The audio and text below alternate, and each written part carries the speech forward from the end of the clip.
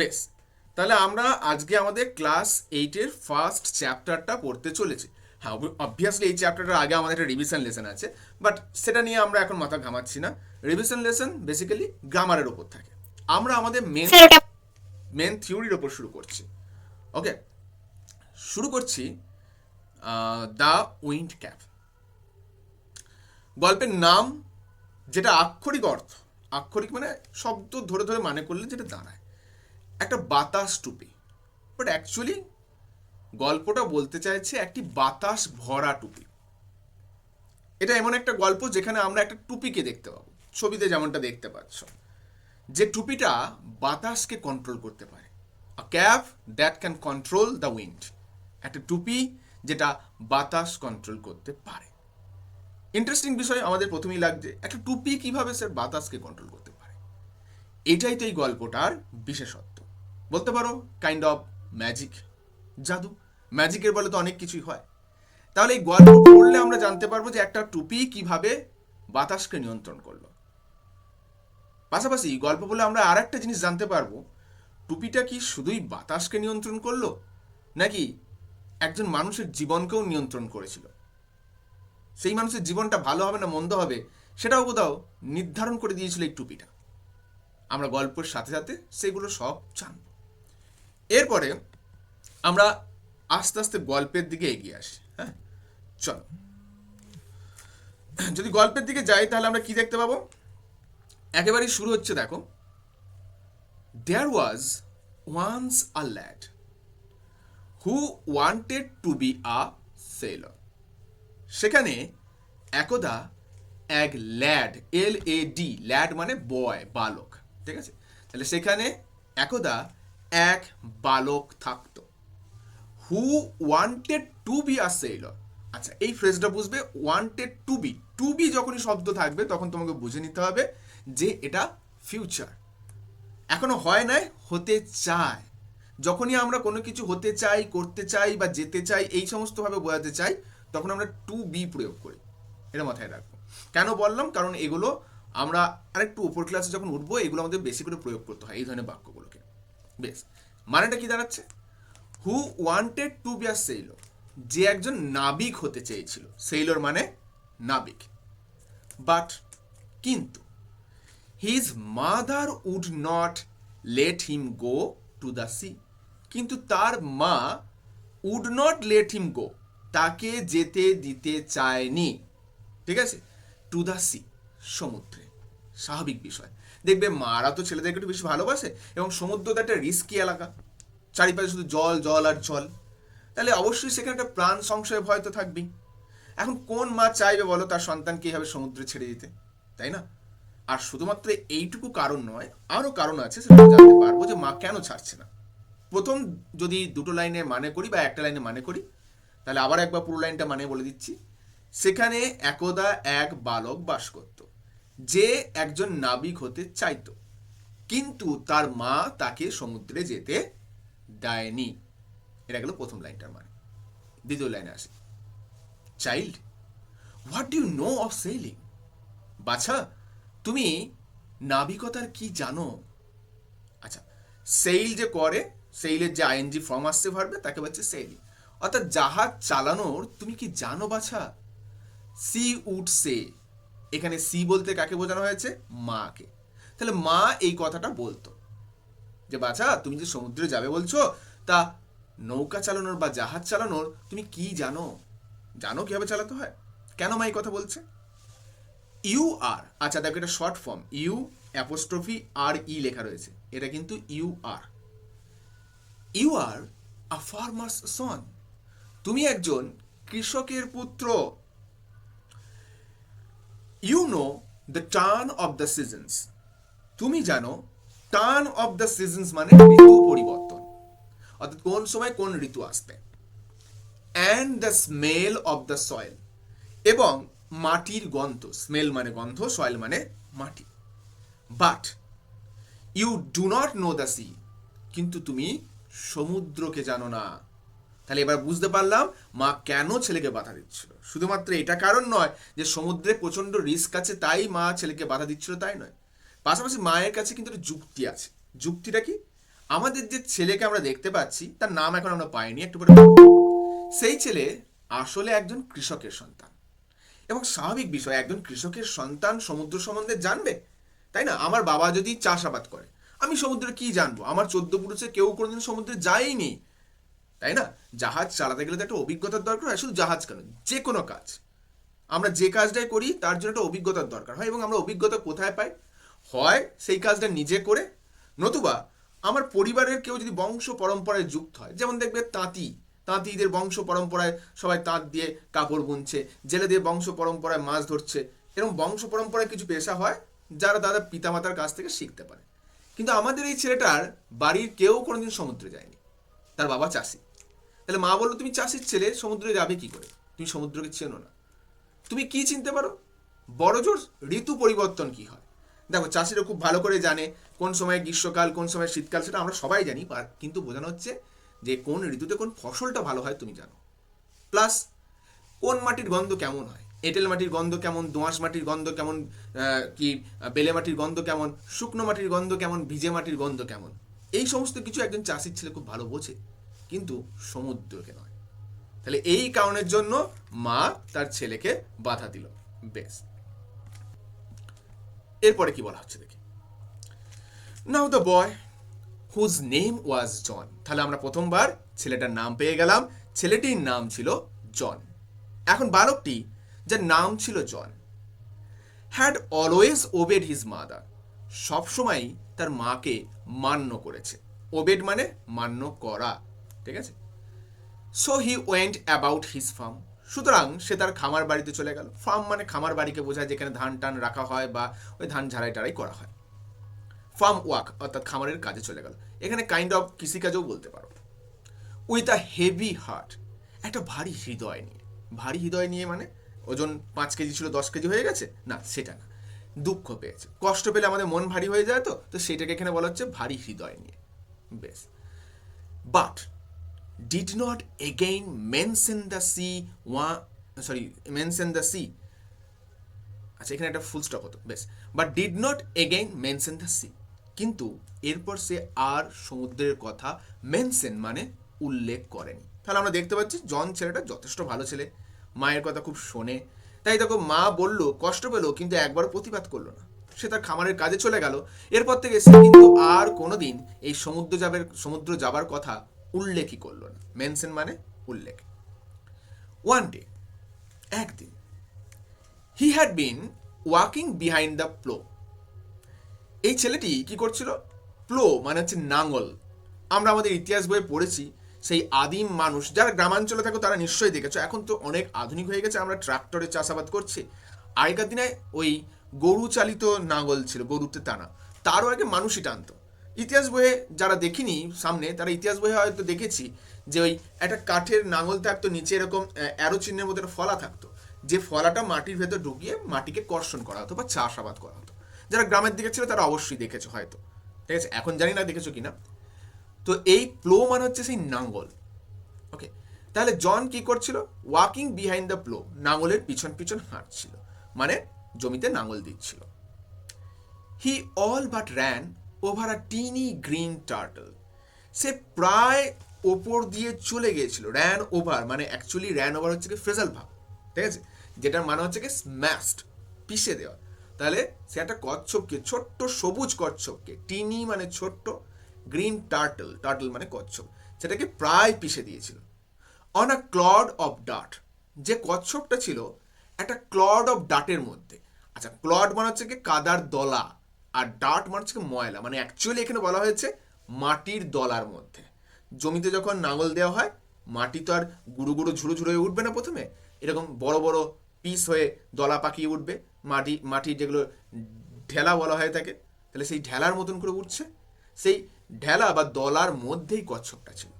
তাহলে আমাদের জন যখন একদিন জমিতে নাঙল দিচ্ছিল, তখন সে প্রায় একটা ছোট্ট সবুজ বর্ণের কচ্ছপের ওপর দিয়ে নাঙলটা চালিয়ে ফেলেছিল, যে কচ্ছপটা একটা মাটির দলার মধ্যে ছিল। ক্লড মানে হচ্ছে কি দলা, ডাট মানে এক্ষেত্রে মাটি, কিন্তু ডাট মানে বোঝায় অ্যাকচুয়ালি ময়লাকে।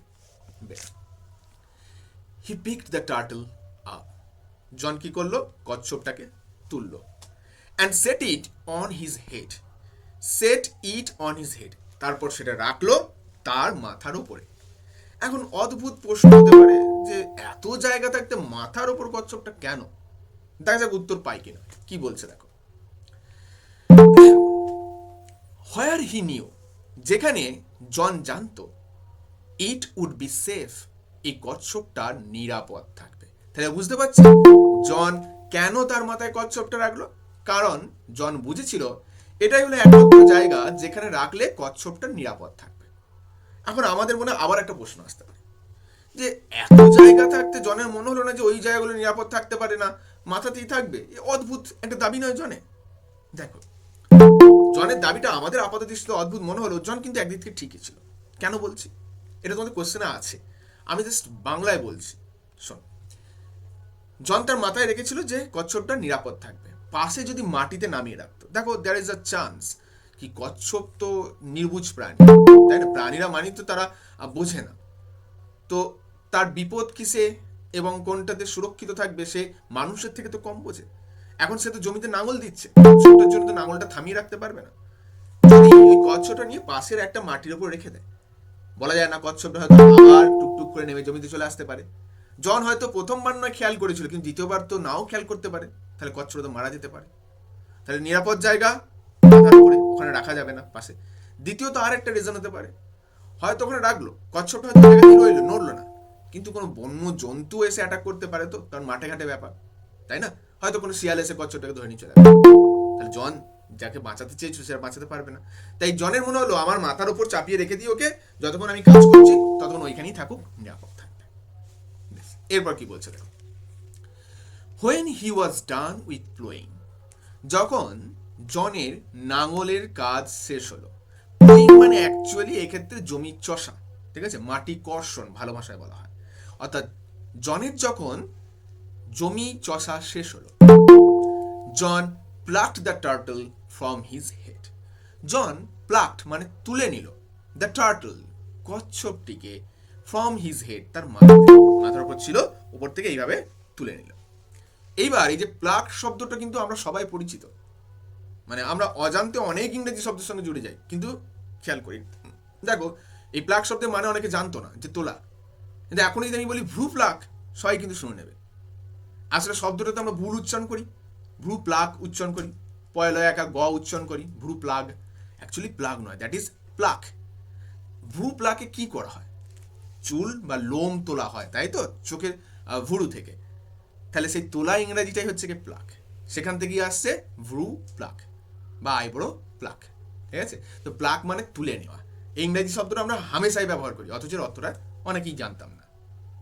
বেশ, তাহলে কি হলো, জন তার মাথা থেকে কচ্ছপটা তুলল।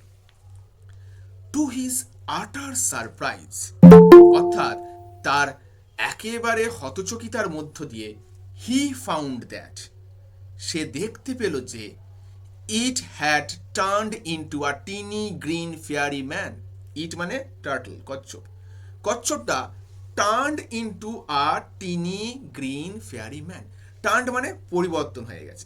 কিসে পরিবর্তন হয়েছে? Into a tiny green fairy man, একটা ছোট সবুজ পরি মানবে পরিণত হয়ে গেছে। তাহলে কচ্ছপ যেটা সে মাথা থেকে যেই না নামালো, যেই নামাচ্ছে তখন দেখতে পেলো এটা একটা ছোট্ট পরি মানব হয়ে গেছে, এটার কচ্ছপ নেই। বেশ, that stood upon his palm and board, এবং যে পরিমাণবটা দাঁড়িয়ে রয়েছে তার হাতের ওপর, পাম মানে হাতের তালু, ঠিক আছে, হাতের তালুর উপর দাঁড়িয়ে রয়েছে, এবং সে পরিমাণবটা কি করছে? বোর্ড, অর্থাৎ মাথা ঝুঁকাচ্ছে। আচ্ছা, এই যে বো করা বা মাথা ঝুঁকানোটা হচ্ছে গিয়ে লেখক যে দেশ থেকে লিখছেন, বেসিক্যালি ইংল্যান্ডে, তো সেই দেশের ট্র্যাডিশন। ওদের দেশে ওই কাউকে সম্মান জানানোর জন্য মাথা এইভাবে ঝোঁকানো হয়, আমরা যেমন নমস্কার করি, ওরা মাথা ঝোঁকায়, ঠিক আছে? তো দেখতে পাচ্ছি হাতের তালুতে পরিমাণকটা দাঁড়িয়ে সে মাথা নামাচ্ছে, তার মানে জনকে সে স্বাগতম জানাচ্ছে। একটা ছবি দেখায়, বেশ দাঁড়াও, এই যেখানে আমরা দেখতে পাচ্ছি, দেখো তিনটে ছবি দেখতে পাচ্ছ। একদম লেফট সাইডে ওই যে নাঙলের কনসেপ্টটা বলেছিলাম, মাঝখানে ঘোড়াতেও কিন্তু নাঙল টানানো হতো। এরপর ডান দিকে দেখে এরকম ছোট্ট সবুজ একটা কচ্ছপ, এবং নিচে দেখতে পাচ্ছ সেই কচ্ছপটা পরিমানবে পরিণত হয়ে গেছে। হ্যাঁ, মহিলা নয় কিন্তু পুরুষ, খেয়াল রেখো। বেশ, এরপর একবার আসি আমরা আবার। বেশ, এরপর কি হচ্ছে দেখি। I thank you for your kindness. এবার ওই পরিমাণকটা বলছে আমি তোমাকে ধন্যবাদ জানাই তোমার এই কাইন্ডনেস বা দয়াশীলতার জন্য। Tell me your heart's desire. আমাকে বলো তোমার হৃদয়ের ইচ্ছা। ডিজায়ার মানে ইচ্ছা বা আকাঙ্ক্ষা। তাহলে পরিমাণক বলল ধন্যবাদ তোমাকে আমাকে তোমার এই দয়াশীলতার জন্য। এখন তুমি আমাকে তোমার হৃদয়ের ইচ্ছাটা বলতে পারো। অ্যান্ড এবং আই উইল গ্রান্ট ইট, এবং আমি এটা পূরণ করব। গ্রান্ট করা মানে পূরণ করা, ঠিক আছে। To you for saving my life, আমি এটা পূরণ করব তোমার জন্য। ফর সেভিং মাই লাইফ, আমার জীবন বাঁচানোর জন্য। সেইড দ্য ফেয়ারি, পরিমাণব এই কথাটা বলল। জন বোড ব্যাক, জনও মাথা ঝুঁকালো। বাট সেইড নাথিং, কিন্তু কিচ্ছু বলল না। জনকে জিজ্ঞেস করলো, জন কিছুই বলল না। অলদো মানে যদিও বা, his heart yearned to go out to the sea, যদিও বা তার হৃদয় ইয়ার্নড মানেও ডিজায়ারের সিনোনিম হলো গিয়ে ইয়ার্নড। যদিও বা তার হৃদয় চাইছিল two go out to the C, সমুদ্রে বেরিয়ে যেতে। He did not express his wish, কিন্তু তাও সে তার মনের ইচ্ছা এক্সপ্রেস অর্থাৎ প্রকাশ করলো না। কেন করলো না? কারণ জনের মা যে তাকে বারণ করেছে, আর জন যে মায়ের খুব বাধ্য ছেলে, তাই জনের মন চাইলেও বলতে পারলো না যে আমি সমুদ্রে যেতে চাই। তাই সে চুপ করে রয়ে গেল। পরিমাণও বলা সত্ত্বেও একটা, ওই যে বলে না যে ঈশ্বরের দেখা পেলে বলে না যে তুমি একটা বর চাও, বর পূরণ করবো, মানে সেরকম বর পাওয়া সত্ত্বেও কিন্তু জন তার ইচ্ছাটা প্রকাশ করতে পারলো না। বেশ, এরপরে কি ঘটনা ঘটলো দেখা যাক। তাহলে জন চাইলেও মনের ইচ্ছা তো প্রকাশ করতে পারলো না, কি হচ্ছে দেখি। দ্য গ্রিন ফেয়ারি ম্যান, ওই সবুজ পরিমাণব, could read a heart easily, খুব সহজেই কারোর মন পড়তে পারতো। পড়ি তো, তার মন পড়ার ক্ষমতা আছে। তো জন মনে মনে কি চাইলো সেটা সে বুঝতে পারলো। সো হি সেইড, সুতরাং সে বলল, I see you wish to go sailing, আমি দেখতে পাচ্ছি তুমি চাও ভেসে যেতে, মানে জাহাজ চালাতে, সোজা কথা এখানে। John's face answered for him, জনের মুখমণ্ডল তার হয়ে উত্তর দিয়ে দিল। এখন প্রশ্ন হতে পারে স্যার জন তো কথা বললো না, মুখমণ্ডল কিভাবে উত্তর দিতে পারে? দেখো, আমাদের মুখ, চোখ এগুলো হচ্ছে এমন দুটো মাধ্যম যাদের এক্সপ্রেশনই কিন্তু বলে দেয়, অর্থাৎ ভঙ্গিমাই কিন্তু বলে দেয় যে আমরা কি চাইছি। যখন দেখবে আমরা কোনো একটা বিষয়ে পছন্দ হয় না, একটু অখুশি হয়ে একটু ভুরু কুঁচকে যায়, মানে চোখ বলে দিচ্ছে যে না এটা আমার পছন্দ না। যখন আমি কোনো একটা বিষয় একটু কষ্ট পাই, মুখ ভার হয়ে যায়, আমার মুখ বলে দিচ্ছে আমি দুঃখিত আছি। যখন আনন্দ হই, মুখ বিস্ফোরিত হয়, ঠোঁট চওড়া হয়, চোখ বড় হয়, অর্থাৎ আমাদের মুখমণ্ডলের এক্সপ্রেশনটাই বলে দেবে আমি কি চাই। তাহলে যেই পরিমাণও বললো আমার মনে হচ্ছে তুমি নাবিক হতে চাও বা জাহাজ চালাতে চাও, এই কথাটা শুনে জনের মুখ উৎফুল্ল হয়ে গেল। উত্তর কিছু না দিলেও তার মুখের যে অঙ্গিভঙ্গিমা সেটাই বুঝিয়ে দিল যে হ্যাঁ সে এটাই চায়। সুতরাং সেই কারণে বলা হলো John's face answered for him, জনের মুখমণ্ডল তার হয়ে উত্তর দিয়ে দিল, অর্থাৎ জনের হয়ে উত্তর দিল। এবার কি বলছে দেখো। Since you put me on your head like a hat, এখানে সিন্স মানে যেহেতু ইউ পুট মি, তুমি রেখেছিলে আমাকে, অন ইউর হেড, তোমার মাথার উপর, লাইক আ হ্যাট, একটা টুপির মতো করে, টু কিপ মি সেফ, আমাকে নিরাপদ রাখার জন্য। I shall give you a different kind of cap in return, আমি তোমাকে দেব একটা ডিফারেন্ট কাইন্ড, আলাদা ধরনের। ডিফারেন্ট মানে আলাদা, কাইন্ড মানে এক্ষেত্রে ধরন। এক্ষেত্রে কাইন্ড মানে কিন্তু দয়ালু না, আমি বলেছিলাম একই শব্দের মানে বিভিন্ন রকম হয়। কাইন্ড মানে ধরন, টাইপ, হ্যাঁ। তাহলে আমি তোমাকে একটা আলাদা ধরনের টুপি দেবো, ইন রিটার্ন, বিনিময়ে। কিসের বিনিময়ে? ওই প্রাণ বাঁচানোর বিনিময়ে। দ্য কাইন্ড সেইলর্স মোস্ট ডিজায়ার, যে টুপিটা নাবিকরা সব থেকে বেশি চায়। ডিজায়ার মানে আকাঙ্ক্ষা করা, ইচ্ছা, আকাঙ্ক্ষা, এটাকে বোঝায়। তাহলে আমাদের পরিমাণক বললো আমি তোমাকে একটা আলাদা ধরনের টুপি দেবো, যে টুপিটা সমস্ত নাবিকরা সব থেকে বেশি পরিমাণে চায়। তাহলে বুঝতে পারছি কি টুপি আসতে চলেছে, কেন নাবিকরা চাইতে চলেছে। দেখো, আ ক্যাপ ফুল অফ উইন্ড, তাহলে টুপিটা কেমন? একটা টুপি যেটা বাতাসে পরিপূর্ণ। এইবার আমাদের মনে প্রশ্ন আসতে পারে যে স্যার জাহাজের নাবিকরা এরকম টুপি চাইবে যেটাতে বাতাস থাকবে কেন, কিসের জন্য? জাহাজ তো আমরা দেখি স্যার হাওয়া থাকলো কি না থাকলো চলে। এইবার আজকের দিনের জাহাজ এবং লেখক যখন লিখছেন তৎকালীন দিনের জাহাজটার সঙ্গে কিন্তু গুলিয়ে ফেললে হবে না। লেখক যে সময় লিখছেন গল্প, সেই সময় জাহাজ মেনলি হাওয়ার উপর নির্ভর করে চলতো, অর্থাৎ পাল তোলা জাহাজ ছিল। এখনকার দিনে ইঞ্জিন চালিত জাহাজ হয়ে গেছে, তো হাওয়া থাকলো কি না থাকলো কিচ্ছু যায় আসে না। হ্যাঁ, হাওয়া থাকলে একটা অ্যাডভান্টেজ, যেটা 10 মিনিট লাগছিল সেটা 7 মিনিট 8 মিনিটে পৌঁছে যাবে, এটা একটা অ্যাডভান্টেজ। কিন্তু হাওয়া না থাকলেও যে জাহাজ যাবে না এখনকার দিনে তা নয়। কিন্তু ওই সময় তখন নির্ভর ছিল শুধু পাল এবং হাওয়া। তাহলে নাবিকরা কেন চাইবে না? একটা টুপি যে নিজের ইচ্ছা মতো হাওয়া দিতে পারে, তাহলে নাবিক তো চাইবে ওই টুপিটায়, যে আমি পেলে যখন মন যেভাবে মন যেদিকে মন হাওয়াকে ঘুরিয়ে নিতে পারবো, তাহলে আমার ব্যবসা বাণিজ্য ভালো হবে। তাহলে সেই কারণেই পরি বললো একটা টুপি দেবো যেটা নাবিকরা সব থেকে বেশি করে চায়, একটা টুপি যেটা বাতাসে পূর্ণ। এবার কি বলা হচ্ছে দেখো, বাট দেখো সমস্ত ভালো জিনিসেরই তো একটা করে শর্ত থাকে, তাই না? কারণ এই দুনিয়ায় কোনো জিনিসই শর্তহীন হতে পারে না। দুটো জিনিস সবসময় মাথায় রাখবে, এক, এই দুনিয়ায় ফ্রি বলে কোনো কিছু হয় না, দুই, কোনো জিনিস শর্তহীন হয় না। হ্যাঁ, তোমাকে যারা বলবে যে ফ্রিতে হবে, কোনো দিন না। ওই একটা কিনলে একটা ফ্রি, ওই একটার উপর দাম চড়িয়ে তারপর তোমার কাছ থেকে কিন্তু নেওয়া হচ্ছে, যেটা অলরেডি ওই প্রোডাক্টটার কস্টটাকে ইনক্লুড করা হয়েছে। তো ফ্রি বলে কিচ্ছু হয় না। আর যে কোনো ভালো জিনিসের একটা শর্ত থাকে, এখানেও শর্ত আছে। বাট কিন্তু দেয়ার ইজ ওয়ান ওয়ার্নিং, কিন্তু এখানে একটা সতর্কতা আছে বা সতর্ক বার্তা আছে। ওয়ার্নিং মানে সতর্কতা। No human hand will ever be able to take it off. কোনো মানুষের হাত এই টুপিটা খুলে নিতে পারবে না। অর্থাৎ তুমি টুপিটা একবার মাথায় পরো, কেউ তোমার মাথা থেকে টুপিটা খুলতে পারবে না, ইভেন নট ইউ, তুমিও খুলতে পারবে না, কারণ তুমিও তো মানুষ। তাহলে বলা হলো কোনো মানুষ তোমার মাথা থেকে টুপিটা খুলতে পারবে না। তাহলে বুঝতে পারছো, টুপিটা যেমন মন মতো হাওয়া দিতে পারে, তেমনি তোমার কিন্তু একটা স্বাধীনতা কেড়ে নিতে পারে। কিসের স্বাধীনতা? তুমি নিজের মাথাটাকে কোনোদিন আর টুপি মুক্ত করতে পারবে না। তাহলে কি স্যার সত্যি জন আর পারবে না কোনোদিন? সেটা গল্পের সাথে সাথে আমরা জানতে পারবো, ঠিক আছে? প্রত্যেক সত্যেরও আবার শর্ত থাকে, এই হচ্ছে ব্যাপার।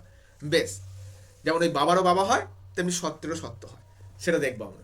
বেশ, কি বলছে দেখো, তাহলে কোনো মানুষের হাত তোমার এই টুপিটা খুলতে পারবে না। দেন উইথ আ ব্লিঙ্ক, তারপর এক পলকে। ব্লিঙ্ক মানে পলক, আমরা যেটা একবার চোখের পাতা ফেলি, দ্যাট ইজ কল ব্লিঙ্ক বা পলক।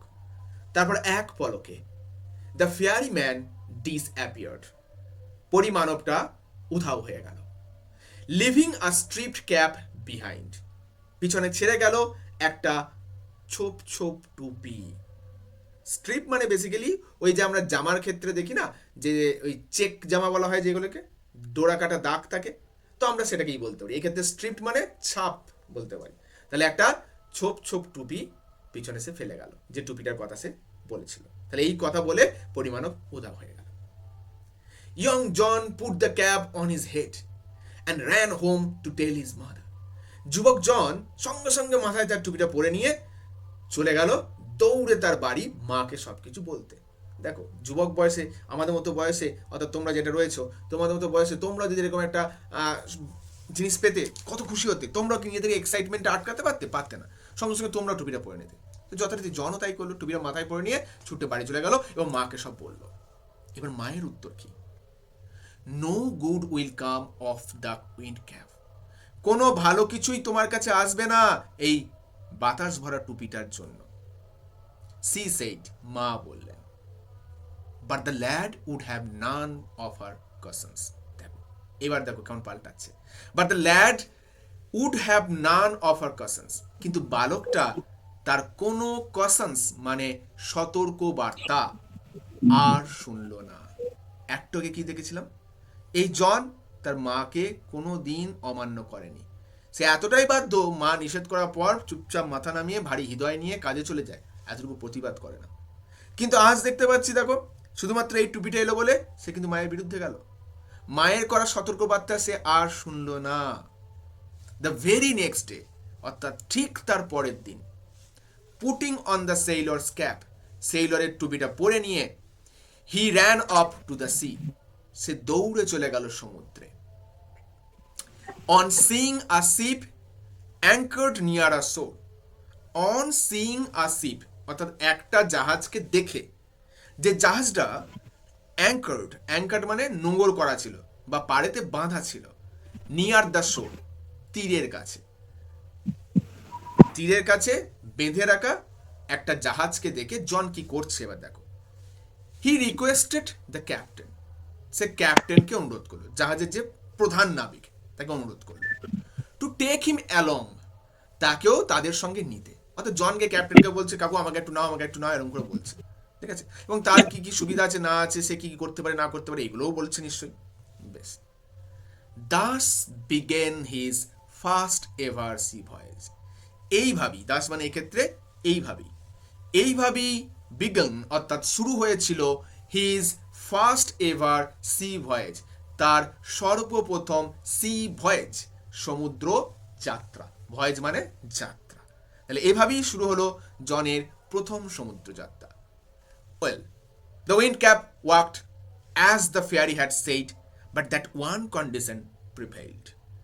ওয়েল মানে ঠিক আছে, দ্য উইন্ড ক্যাপ ওয়ার্কড, টুপিটা কাজ করছিল, বাতাস টুপিটা কাজ করছিল, as the fairy had shed, যেমনটা পরিমাণব বলেছিল, বাট কিন্তু, দ্য ওয়ান কন্ডিশন, কিন্তু একটা শর্ত, ওই যে কেউ খুলতে পারবে না, ওই শর্তটা প্রিভেইল্ড মানে থেকে যাওয়া। তাহলে টুপি কাজ করছিল যেমনটা বলেছিল ফেয়ারি ম্যান, কিন্তু এই একটা শর্ত কিন্তু থেকে গেছিল, অর্থাৎ কোনো মানুষ তার মাথা থেকে টুপিটা খুলতে পারবে না। এইটা ছিল ওই টুপিটা ব্যবহারের একটা শর্ত।